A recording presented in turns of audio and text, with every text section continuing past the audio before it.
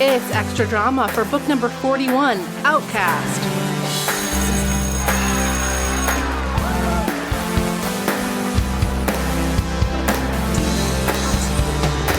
So is that me to meet Miss America?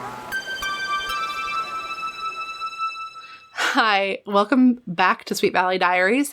I'm your host, Marissa Flaxbart, and with me again is Megan Tripp. Hi, Megan. Hi.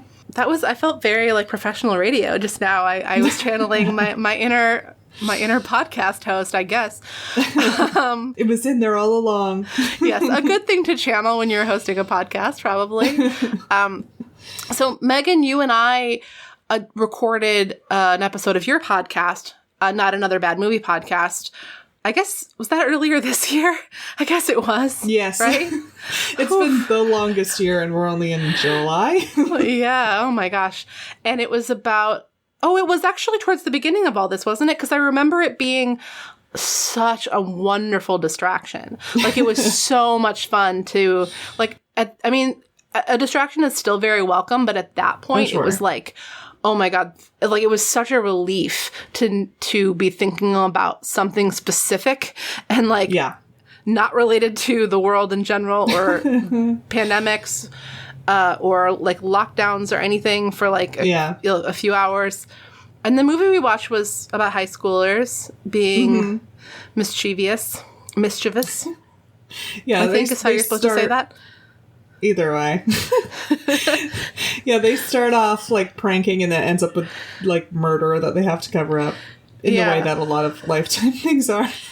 I was thinking about, so the Gladiators, if you want to listen to the episode, I mean, you could listen to all of Megan's podcast, but this one is called Insta Psycho. But you had mentioned in this book that they gave away the fact, in the book OUTCAST that we read for this week, that they gave away the twist early on in the book by having us see that Buzz was up to no good and wasn't really being serious with Molly. He was just using her. And that happened in Insta Psycho. I remember they gave away a big thing at the beginning, the first shot of the movie, by showing that someone is going to fall off a cliff and die, when that easily could have been a huge shock when we got there. Right. But instead, we were just waiting. Waiting for that to happen. Yeah. And that's, like, a pretty climactic moment of the movie that they just spoiled. So, in that spirit, it seems like there's already some things that this book has in common with, like, a Lifetime movie or the kind of movies that you watch for your show. So, I thought it could be fun to, like, think about how this book might be as the Lifetime movie. Like, would it work, do you think? Oh, for sure. I think we'd start with, like, the car chase, and then we'd, like, do that thing where you're, like, a few days before, and then we go back to the memorial service for Regina. Yeah. Well, that's actually a good question, because I guess if you were going to have a movie, this is one of the more serialized of the books. Yeah. And this one, really, like we said, it's in TV, we would call it a direct pickup. You know, it's the next moment of the story. So I actually think that On the Edge would probably make a better... Well, I was going to say a better Lifetime movie, except that On the Edge is not a Lifetime movie. It's like a health class anti-drug movie. Yeah, an after-school special, yeah. I think maybe if you put both of them together, On the Edge and OUTCAST, you could have, like, one movie. Because this did feel like the second half of a book. Like, fortunately, I did listen to the episode about On the Edge, so I knew what was going on. But, like, even so, because we don't really know this character Molly very much, you know, I don't know how... She seems like a minor character in the last book, so it's kind of strange that we're focusing so much on her, and it's like, you already care about her, and it's like, I don't know who this girl is. It is strange. I mean, she's a minor character in book 40, and she is someone we had never heard of before book 40. I mean, we never heard of Justin Belson before book 40, if I'm not mistaken. I mean, it's always possible with these things that you miss people, like there was some girl named Chrissy something in the last Super Edition that I read, and I said in that episode that we'd never heard of her before, but I immediately was doubting that. Like, oh, well, maybe she was in the background of some other scene. She was name dropped, but she didn't have a moment, so her name didn't stick with me. But yeah, because there's a lot of moments in Sweet Valley High where it's like, and then they went to the Dairy Shack or whatever. The Dairy Burger. Yeah. And here's 50 people who were there. And you're like, okay, thanks for this list of 50 people. You're right. That's the real reason that I know these characters' names so well, other than Justin Belson, I guess, is that, yeah, you see them, you read them over and over and over again, hear them described over and over again. But yeah, I think that's a good idea. Like, if Regina died at, like, the midpoint, then the rest of the movie could be about Molly having to deal with the fallout of that. Yeah. But we would definitely have to have more Molly in the first part of the movie. Yeah. Otherwise, you'd be like, why are we following this character now? Oh, yeah. Oh, and that would be interesting, too. Like, if we had On the Edge, but it was told from more, like, Molly's point of view. Oh, yeah. Because she becomes our protagonist later, so just start with her. Or start with Justin, because Justin is kind of the person who ties both stories together. Mm-hmm. So, like, maybe at the beginning we could have Justin and Molly, like, have a fight, like, have a big fight over how Molly's gotten involved in a bad crowd.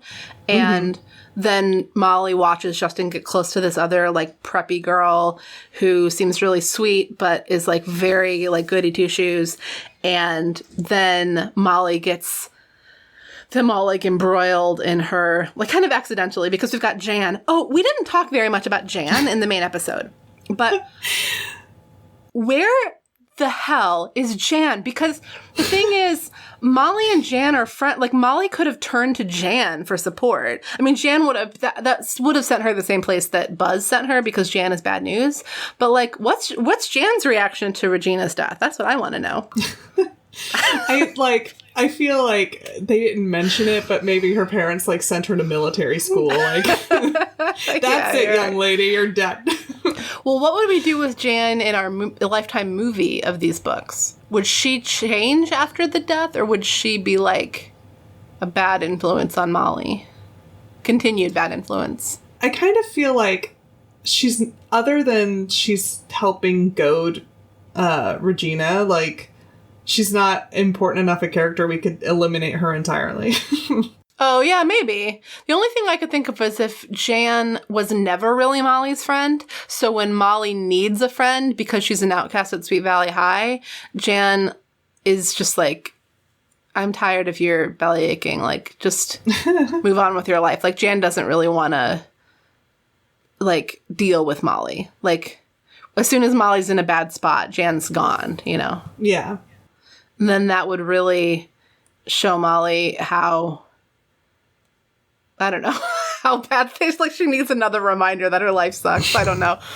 But no, I stand by that.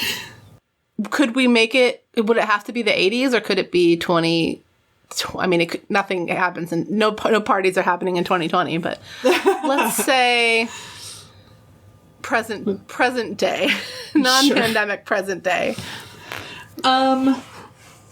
Not really. I mean, I guess her mom could take away her cell phone, and then that's why no one is able to contact her through texting her or whatever. Ooh, yeah. Or, I mean, like, she has to close all of her accounts because everybody is like, it's like an unfriended thing where isn't the unfriended the one where the girl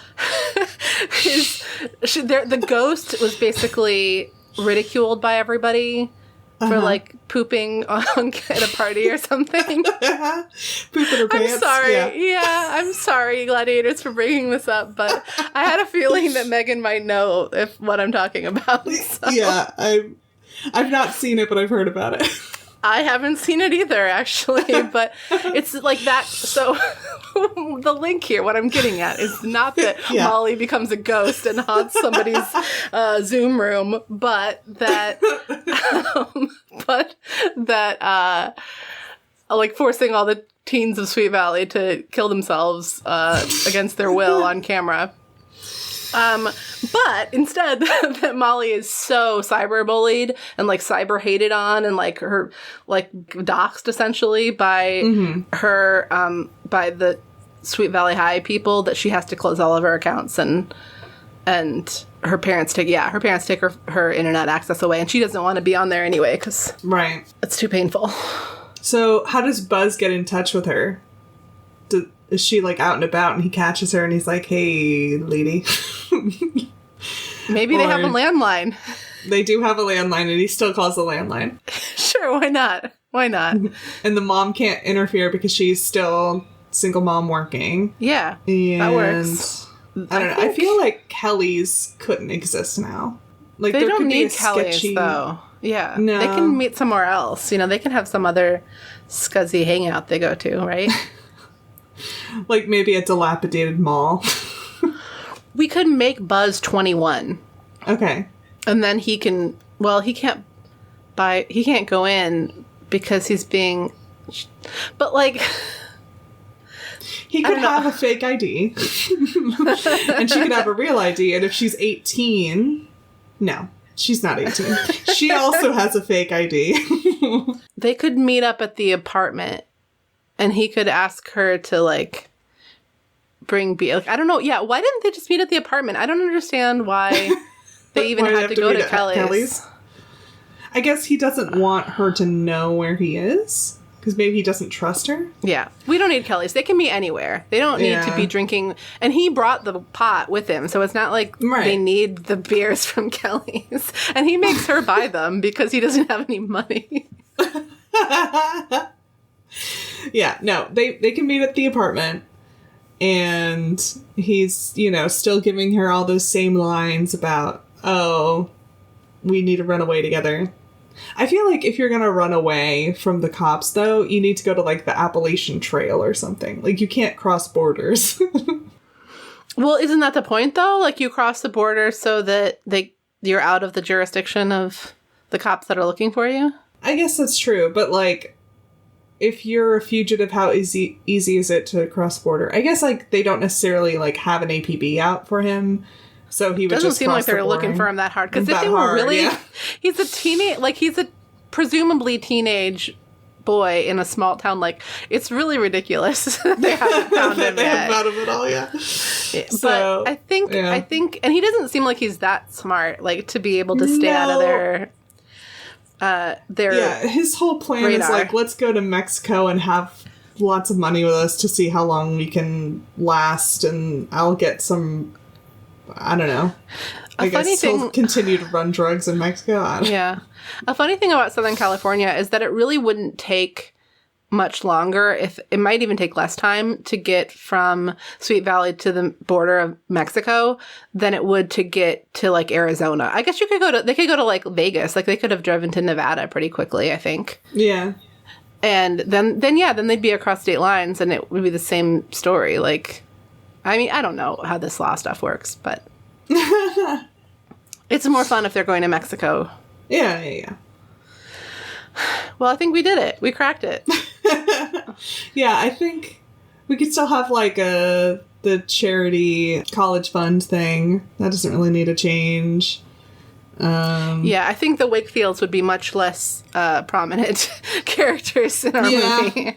We wouldn't really need them at all. You don't need them at all, really, because Justin is the one. If he like manages to feel bad on his own, and no one else needs to like persuade him to feel bad, or Nicholas could talk to him.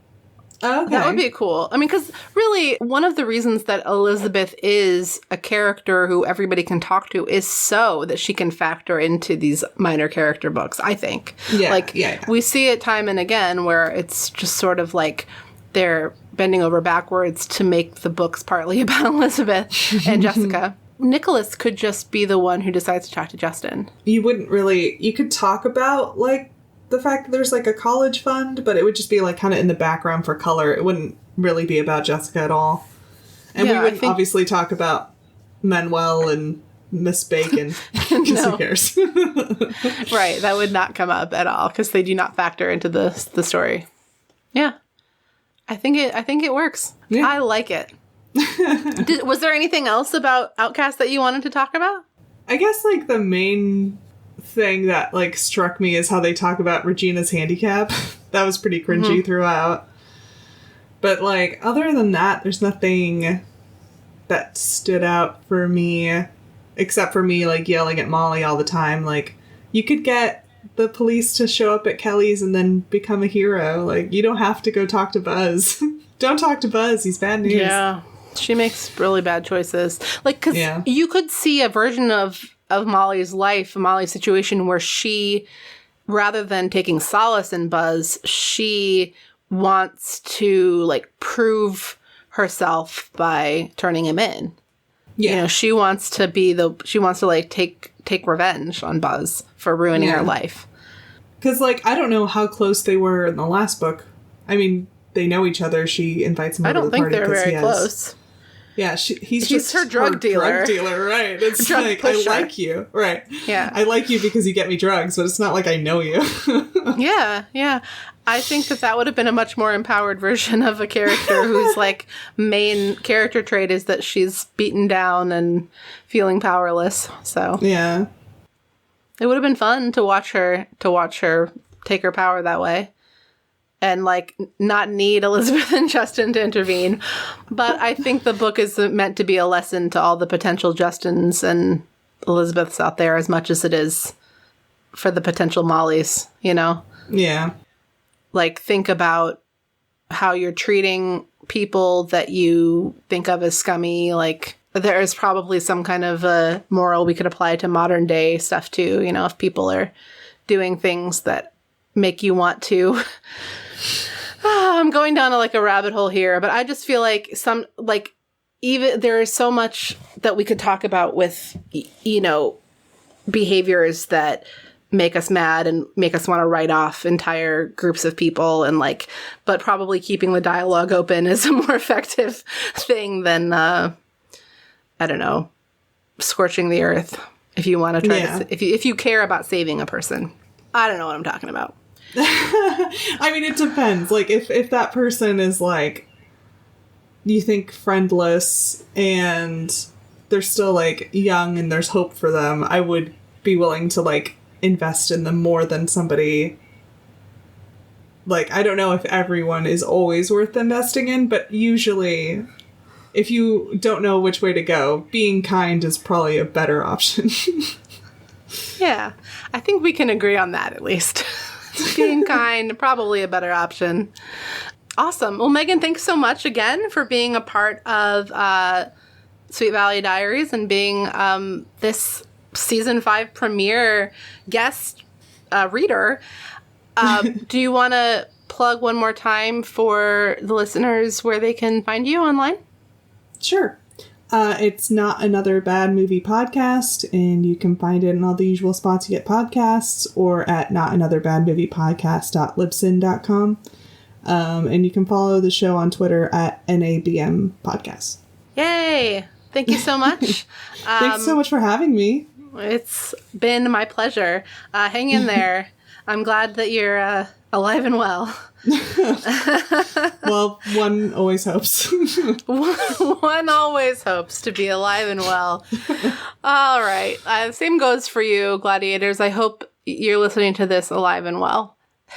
Until next time. Unless there's some ghosties listening from beyond the grave. Yeah. Oh, my goodness. Okay. Bye. Bye.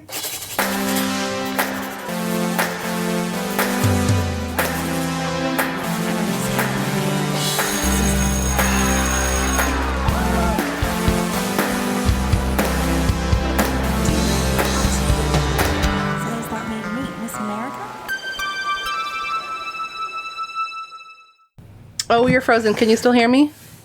Are you frozen? Is this me? Marissa, can you hear me? Uh-oh. I lost you. Oh, I lost internet. Yay, okay. Okay.